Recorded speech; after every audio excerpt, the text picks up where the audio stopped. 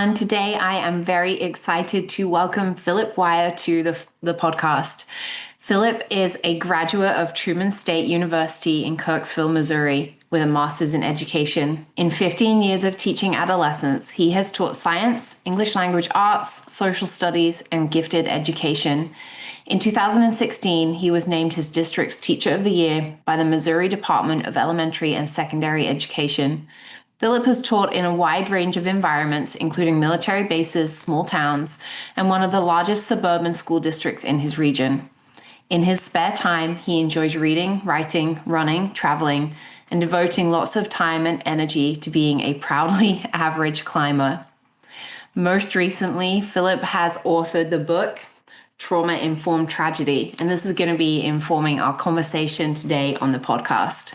Well, hi everybody, and welcome to today's episode of Attachment Theory in Action. I am so excited to have author Philip Wire. I know you're not only an author, but we're going to be talking a lot about your book today, Trauma-Informed Tragedy. Philip, it is a pleasure to have you on the podcast. Thank you, Kirsty. It's truly an honor to be here. I really appreciate it. Well, we look forward to hearing a little more about you and your work and what led you to writing the book. My regular listeners will know that I always love to ask my guests the same question to begin the podcast, and that is, was there anything in your life, early life specifically, but anything in your early life or your career that has kind of led you down this path to maybe teaching and then, journeying into this realm of writing and finding out more about being trauma-informed? Well, sure.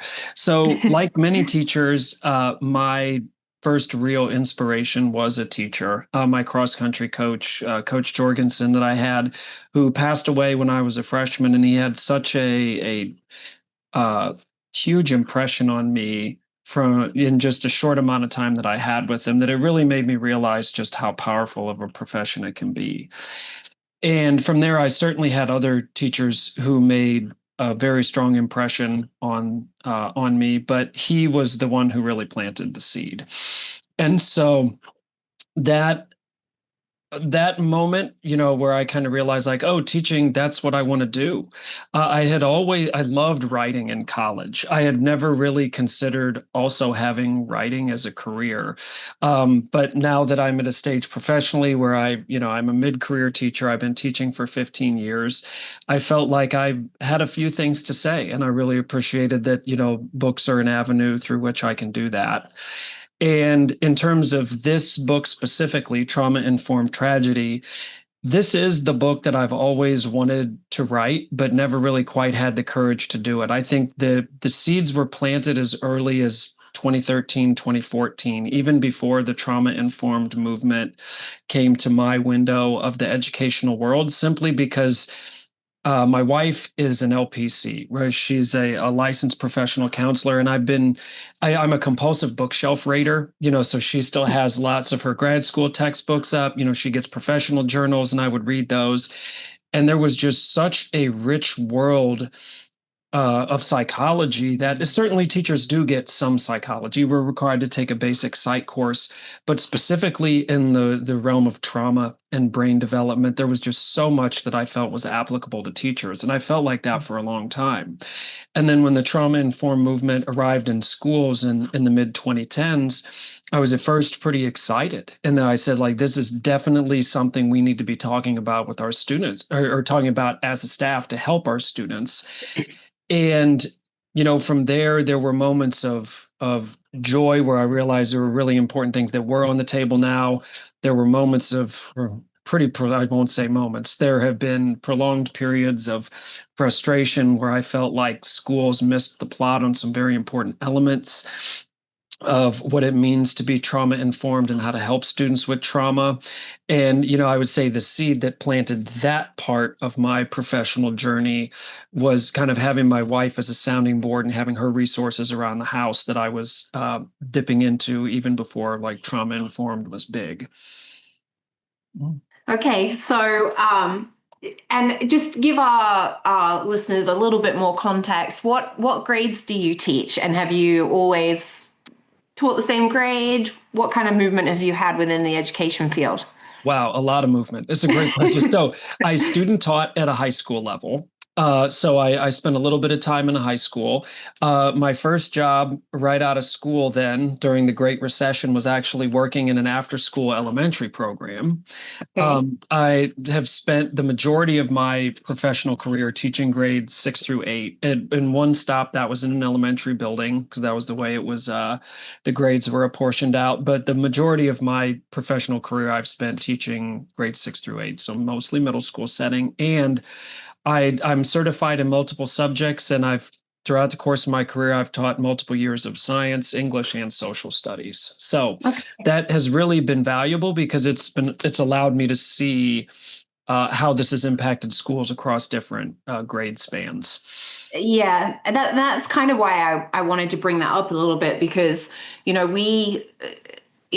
organization, we work with, I mean, we work with kids birth through 21, and but Mhm. obviously in the school environment that those ages are a bit different. And often we'll have we have to preface some of what we talk about by, I know that you might be a high school teacher, but some of these things that we're talking about in young kids, particularly attachment, it's going to show up in your high school students as well. So, Oh yeah, if I got one, magic button that I could push to change teacher preparation, it would be giving secondary teachers an early brain development class, or at least some more exposure, because I don't well, I do know because I went through a secondary education program, and overall I was very happy with it. I feel like they did a good job. It's not as if it was the deficit from that individual program, but I don't think many teachers understand the degree to which, especially like birth through 3 years old, I don't think they understand just how much the 17-year-old sitting in front of them, like how much of their behavior is influenced by those years that we as teachers never see. Mm. absolutely. And in fairness to teachers, they you don't know what you don't know, right? You Hmm. and I think that's part of the issue that we can dive into in a little bit. But teachers, most teachers enter the field to be a teacher Hmm. and not necessarily have to think about those things. But unfortunately, because of things like trauma or disrupted attachment, those pieces of child development are now showing up in our 15, 16, 17-year olds. So tell us a little bit more about the drive for writing the book and what's in the book. I know what's in the book. I've read it, Hmm. but share a little bit from your perspective. Tell us a bit more about the book. Sure, absolutely. So what I really wanted to get across in the book, and I take an exploratory approach where we kind of look at one resource at a time.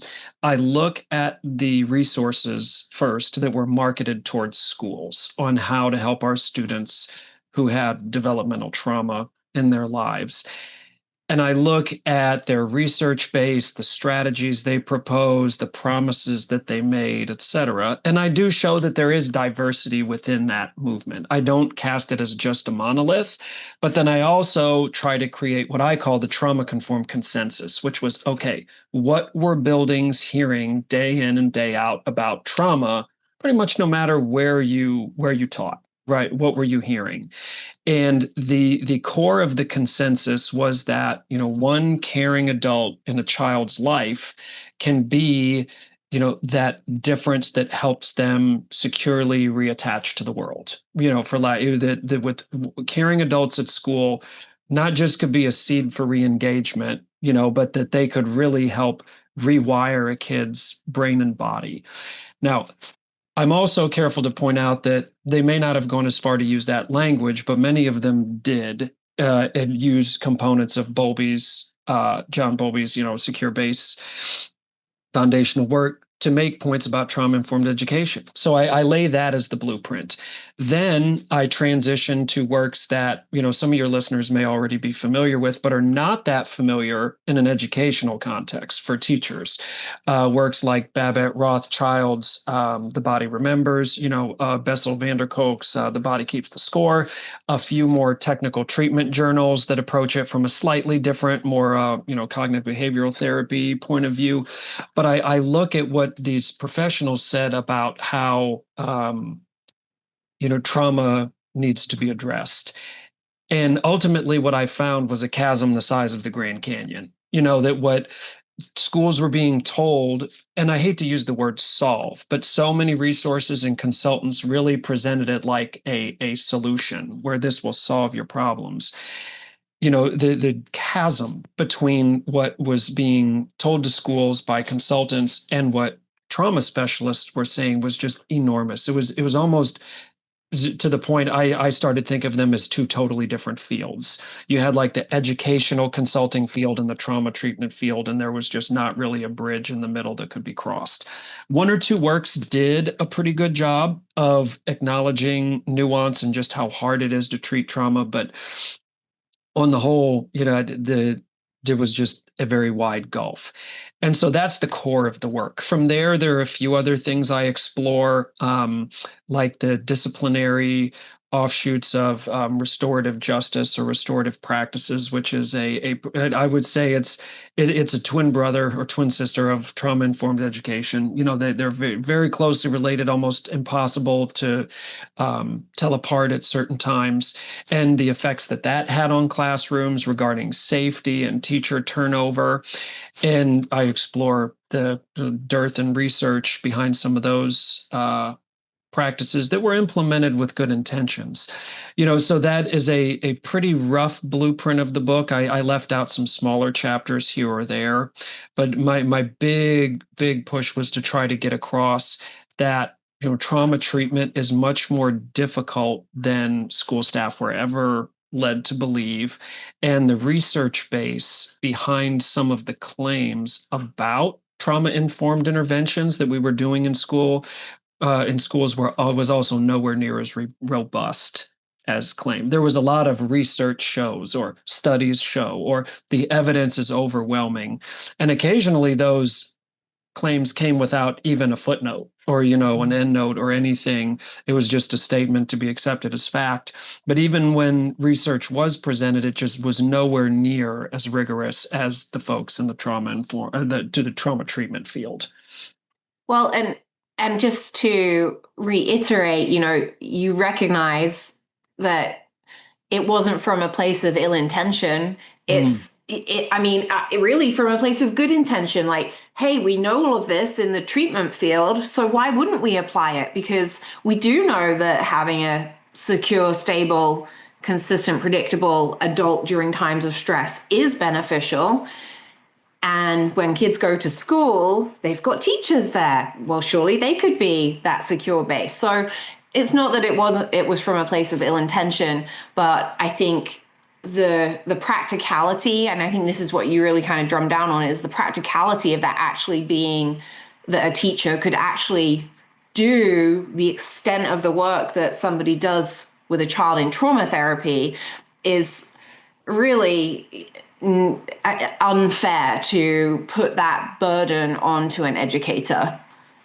Yeah, unfair is a great word for it. And it really, there was a sense in the education world when trauma-informed practices first came in that, oh, thank goodness, something finally explains this. And, you're 100% right. Hearts were in the right place.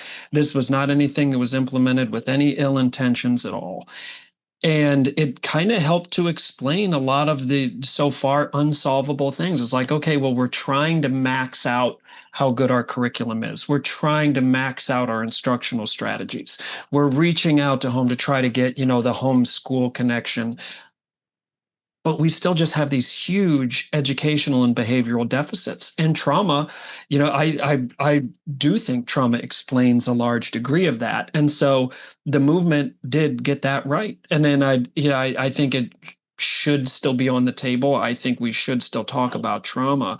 But yeah, the fairness aspect of, I think of things from a secondary teacher's perspective, where, I mean, most of us see well over 100 kids per day, and our Mhm. kids rotate at the end of the year. And we absolutely should try to build quality relationships with kids. For educator effectiveness, if nothing else. We can Mhm. all think back on teachers that we had that we really felt like we learned a lot, and they were all good relationship builders. There's a Mhm. saying that's been in teaching much longer than I have, that kids won't care how much you know until they know how much you care. So Mhm. building relationships is a best professional practice. But that doesn't mean that you can see, oh, in the attachment research it says, oh, they need stable adult relationships, and we're adult relationships, so hey, we can do this. Kind of that switch that happened there, putting the cart ahead of the horse, and realize, like, whoa, whoa, whoa. As much as I don't like the saying stay in your lane, I think we should try to learn about things outside our lane. Instead, I would say, like, maybe appreciate things that aren't the lane you usually drive in. Maybe that's a more Mhm. positive way to phrase it. And like, I think we need to appreciate the lane of trauma treatment and just how difficult it is. To build off a point, I don't remember a single, and when I say I don't remember, I dug through a lot of books that were marketed towards teachers and educational staff, any mention of just how destructive it can be to try to get a child to release their trauma response if they're still living in an abusive or Mhm. neglectful Mhm. situation. I mean, essentially, the child, your trusted adult at school, is telling you things are okay, and then you go home and things are not okay. You're living out your adverse childhood experiences on a daily basis, and that is not just like neutral, that's harmful to a child. And I understand the social, our social safety net is stretched. We want to be able to help kids at home, and it's hard when we see that not happening. But there was a promise made that we could help students with trauma in their background that, frankly, I could see a huge risk of backfiring on these students. And if we had really, I think, paid attention to some of the more detailed its work in trauma therapy, because it's out there. I was able to find it. I'm not a mental health professional. I just went digging really, really hard through some great books that they'd written. There were warning flags all over some of the ideas that educators were told were good ideas from works that were marketed to educators. Mhm. Mhm.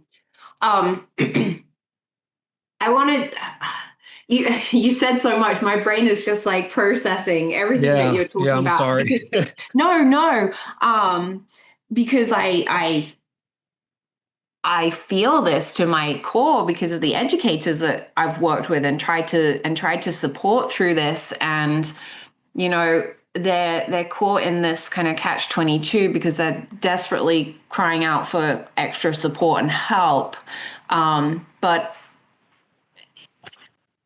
as you said, it really needs to start in treatment rather than in the school, and the school Mhm. almost being just an additional resource for support rather than being the sole focus of solving the problem. Yeah. And there is a phenomenal movie that sort of, for many people, myself included, was like a kickoff to the trauma-informed schools movement. It's called Paper Tigers. I was able to stream it free online with commercials, and I'd really encourage people to watch it. It traces a year in the life of students at Lincoln Alternative High School. I don't, some of your listeners may be familiar. Once you've seen it once, you'll never forget it. The stories that these kids have are really powerful. And Lincoln, I put direct quotes from the principal, who later teamed up with another person who's big in the trauma informed field in terms of school improvement. And basically the caring adults at school model was what Lincoln was really pushing for. But they had some advantages. They were an alternative school, a very Mhm. small school. a very good student to staff ratio. They had extra health supports in place. They had extra mental health supports in place. They had an on-site clinic, because students couldn't make their medical appointments. It's not the type of things that a normal school can provide. And so, Hmm. in the end of the book where I pivot towards solutions, one of the things I say is if we want schools to look like Lincoln, then more schools need to look like Lincoln. Hmm. I really am a firm believer that a well-run alternative school can be a life changer for students, but to export that alternative model, that really high investment alternative school model, not just a place you send kids because they were bad, but a place where you're really trying to do heavy, trauma work and like just general I hate to say life skills work, but so many of these kids, their lives outside of school are in such shambles that this is the only place they can learn that. And if school is going to be the place to provide that support to kids, then those schools need a lot more support. It Hmm. can't happen in a quote normal school under a normal model. So I Hmm. think where we tried to export that model to regular schools and expect success, I think that, there just wasn't the evidence base, nor having had it happen, did any evidence get produced that that was going to make good outcomes happen. Hmm. Yeah. I completely agree with you. And just to speak on some of the work that we do at Chaddock is that we work with a lot of educators, both in a gen ed population, in special ed populations, Mhm. in special education schools. And when I speak with gen ed educators, that's one of the things that I like to speak to is that we know that you don't have what we have on our campus and you don't have all access to all of those things. So I want you to take what works for you. And it may be something big or it may be just something very small. And actually, there was a couple of I'm kind of sidetracking here, but you're making this conversation making me think of it. There's a couple of points in the book where you talk about, having greeting a student as they're Mhm. walking down the hallway or into your classroom.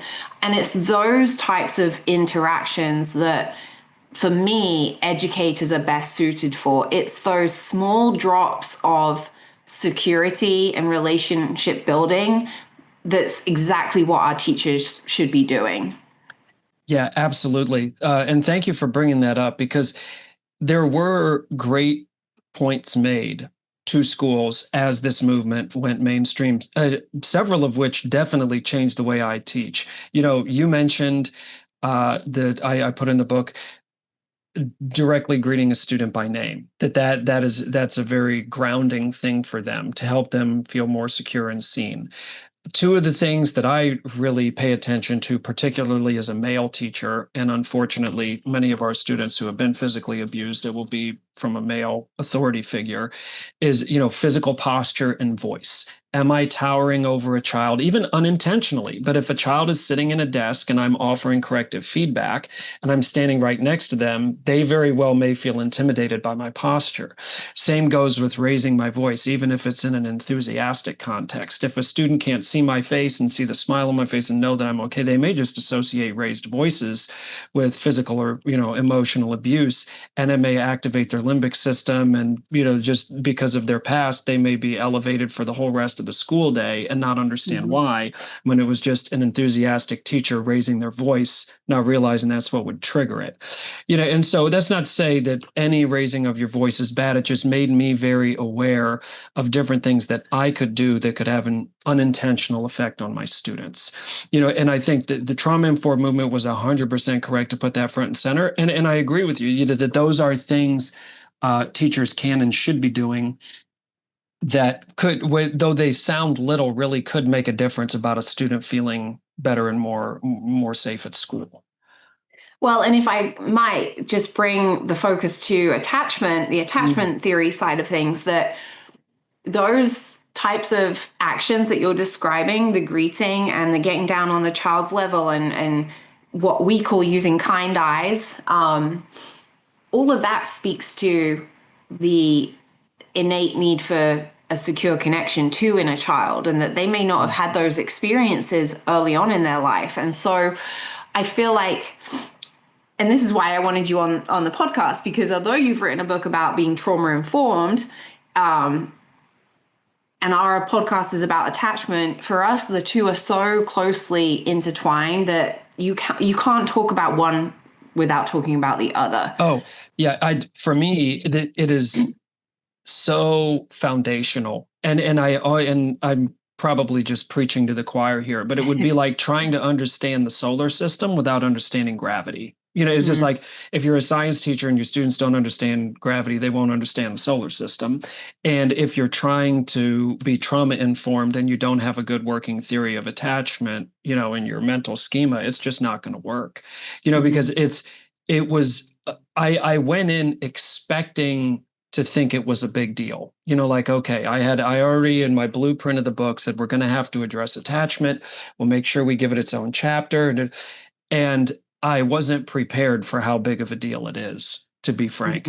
I think specifically with kids who, have had, prolonged abuse from a caregiver. I think as an educator for us, that's such a hard thing to think of how that could profoundly affect a child's life. I think it's probably easier when I say not certainly to see it, but professionally to know how deeply this cuts across student lives. If you're a social worker, or a therapist, you're dealing with these situations more often. We see kids at school and they may talk about what happened at home, they may not, right? But these kids carry such heavy burdens that really so deeply affected the way their brains and bodies develop, that to not know about attachment theory as an educator is really to not be able to do your job well. I would go so far as to say that.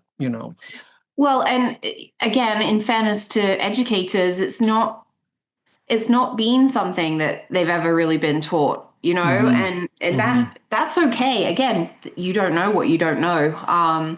And I want to add too, because, and there's nothing wrong with what you just said at all. I think when people think about what happens to kids, people who aren't in a clinical world tend to go to the abuse and neglect situations. But something that I've been exploring with educators that I've been working with is that, yes, sometimes that does happen, but what seems to be a little more common now is that children and kids are living in environments that are just very unstable, and that could be something as innocent as a single parent working two jobs who just doesn't have a lot of physical time, mental energy, to be able to be fully responsive.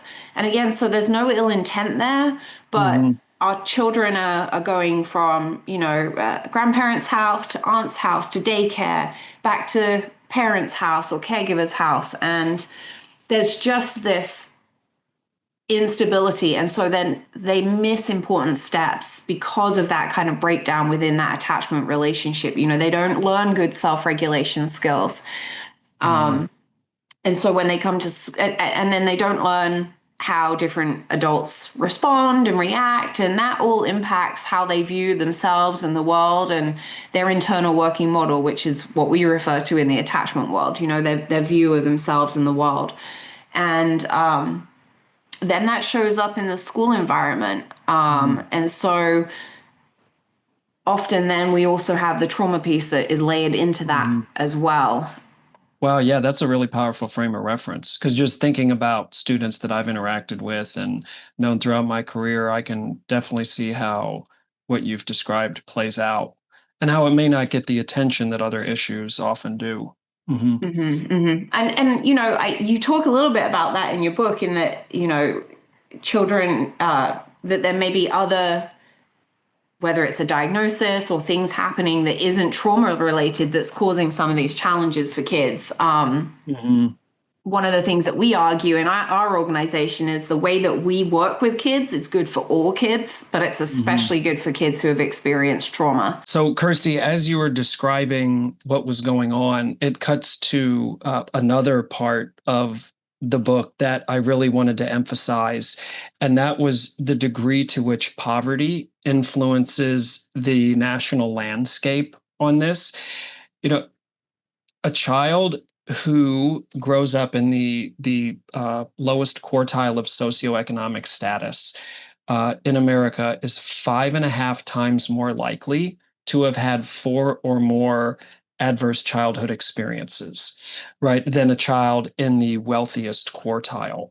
And as you were describing, students who may have single parent who works two jobs, or they have to bounce around from caregiver to caregiver, right? The students in poverty they're just much more likely to face that dilemma. Hmm. They're much more likely to face, in addition to that, things that may cause outright trauma. And, in looking at schools and what they were asked to do during this movement, and just because of the way society is structured, our schools in low income areas were asked to do so much. It was a lot to ask of schools in high income areas to help teachers, put on this many hats and try to help students through it. But just based on raw numbers, the odds that a teacher in a high poverty classroom is going to have many, many more students with attachment issues is just ironclad. There's really no argument. And so, as a movement, there was never really any way of saying, okay, we know we're asking so much more of you, so we'll provide you with this extra resource, this extra scaffolding. It was just, well, the research shows that building relationships work and punishing kids doesn't. So that's what Hmm. everybody needs to do. And good luck. I'm being a little trite there. I try not to be trite, but um, really, so much of the nationwide movement happened that fast, and it was like Hmm. that, and it affected different schools in like unequally. It was a bigger thing to Hmm. ask in some schools than others, and your comment about what home lives are like for students really brought that home. Well, and you make a great point of it in the book that the trauma informed movement says that trauma can affect anyone, which is absolutely true, but it can affect people. uh, I can't think of the right word now. There's a unequal balance, Mhm. because yes, it can, but some people are in situations where trauma is either more predisposed or they have more exposure to it. Yeah, certainly informative in my early experience. Yeah, I student taught on a military base towards the end of the Iraq and Afghanistan conflicts, or at least Afghanistan went on for a while, but it was 2008, 2009. So many of those students had actively deployed parents for multiple tours.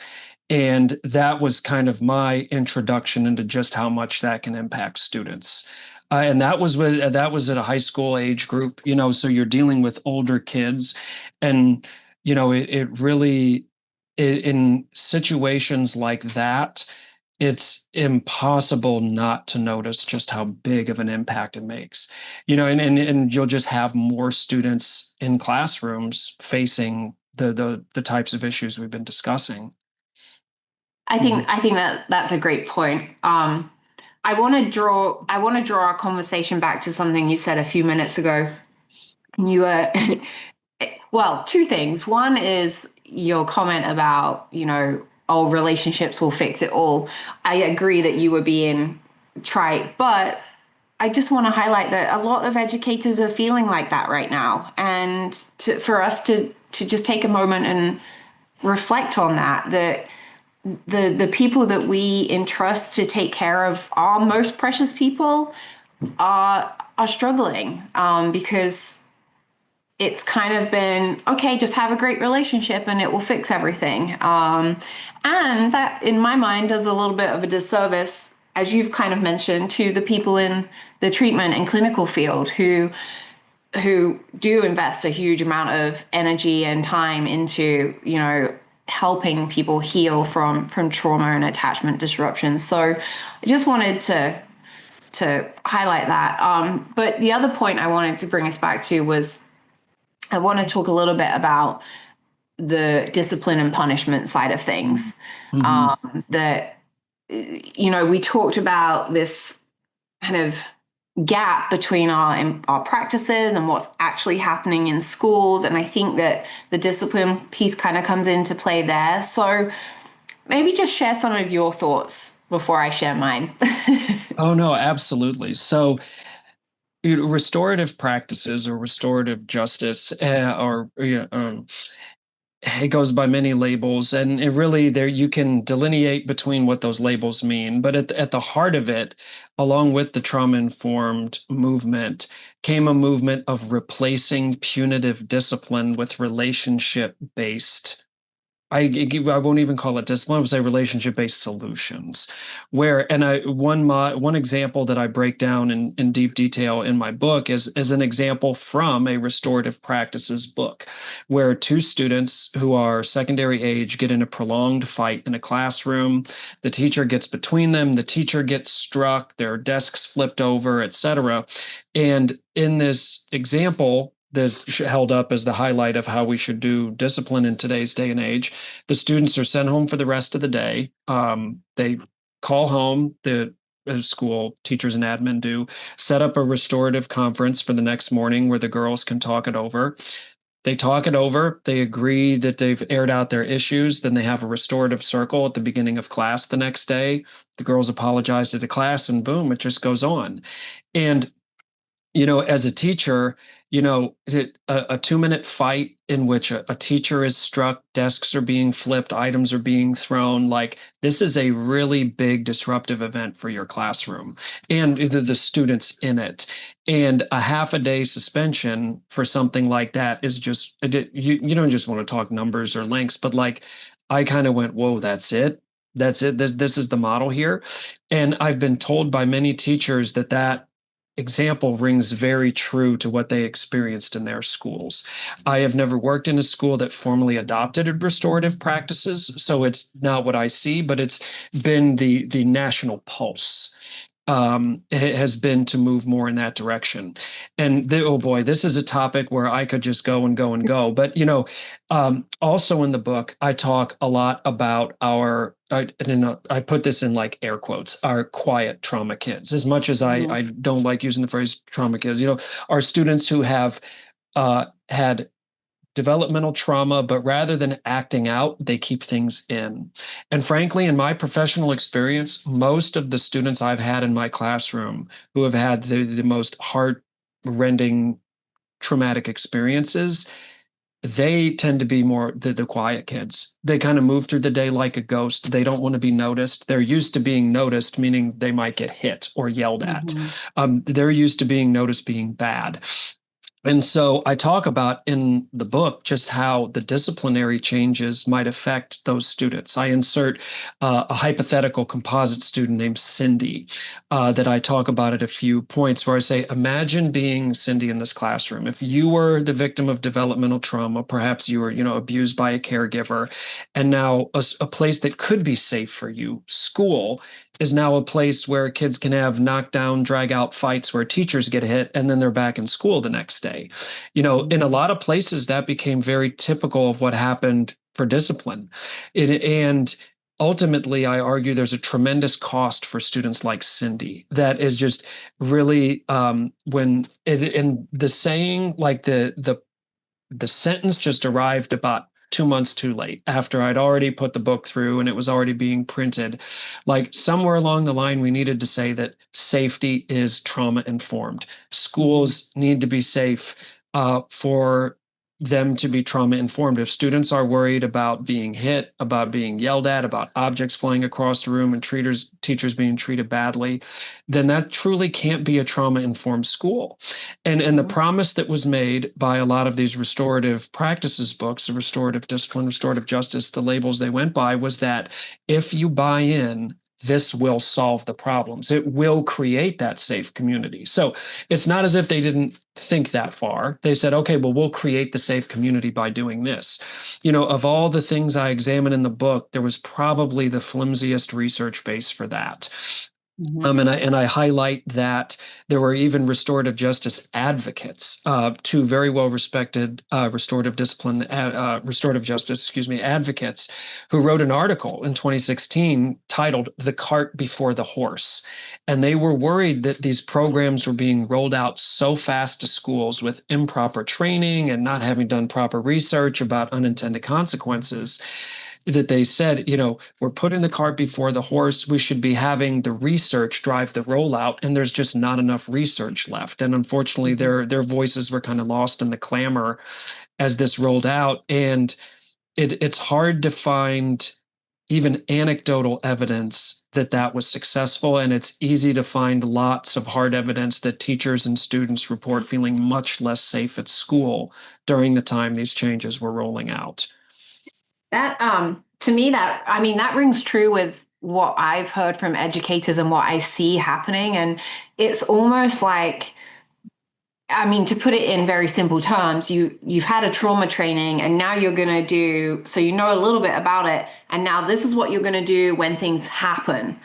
And there's this huge gap between those two things, and that gap is in my opinion, is the real understanding of why these things are happening, so that we can be proactive and stop before we get to the point where those students are fighting in the first place. And I want to backtrack too, because I really want to highlight what you have said in terms of safety. In order to be trauma informed, we have to have safety. And I completely agree with that. That goes into being trauma informed. It goes into being attachment based. We have to have physical and emotional safety in order to be those things, to say we're trauma informed and attachment based. And I also really love you highlighting our students who have internalizing trauma symptoms, who often may go under or unnoticed because of those, because they aren't externalizing their behaviors. But I think that everyone is looking for a quick solution. The solution is not quick. The solution, absolutely. those are just Band-Aids. Yeah. And I think there is no easy fix. I agree a lot with what you said, frankly. And Bessel van der Kolk, towards the later part of The Body Keeps the Score, really says, and I'm paraphrasing here, I don't want to make it sound like I'm using his exact words, it's like the only easy fix is to prevent this developmental trauma in the first place. Like, if you want the simple fix, that's the simple fix. Once it has occurred, change is definitely possible. It's not a sentence. Childhood trauma or unhealthy attachments are not a sentence like, well, you had this, so therefore you're stuck. But what it does ensure is that it's going to take a lot of difficult, sustained work to see improvement. The metaphor that I use is the version presented to educators, though well-meaning. Ultimately, it was like, well, to fix childhood trauma is like putting Lego blocks back together. Here's the sequence of events that we can do. Okay, got it. When really, I say it's more like fixing broken glass. It's more like melting down base materials and reforming base materials into something where it requires a lot of time and resource and nuance and skill. It's not a cookbook thing like putting Legos back together. And that's not to say we shouldn't use trauma-informed interventions like we've discussed, but to expect that to make as big of a difference as we were sold just doesn't make sense. Yeah. Well, thank you, Philip. That I know that you and I could talk for a long time. So we're going to close it there, but I would really like to encourage my listeners to just give us any feedback and their thoughts. This is a really complex topic. It's a complex situation for many, many people. And there's so many pieces that play a part. You know, it's not just school, it's home, it's community, it's the child themselves, it's the adults. And there's just a lot of complexities to it. But I am so grateful for your book, and the way that you've written it and made it accessible for people that aren't in the clinical field. And I really recommend that if you're an educator, absolutely read it. But if you work with kids, you should read it too, in whatever field you're in. So thank you so much for joining me today.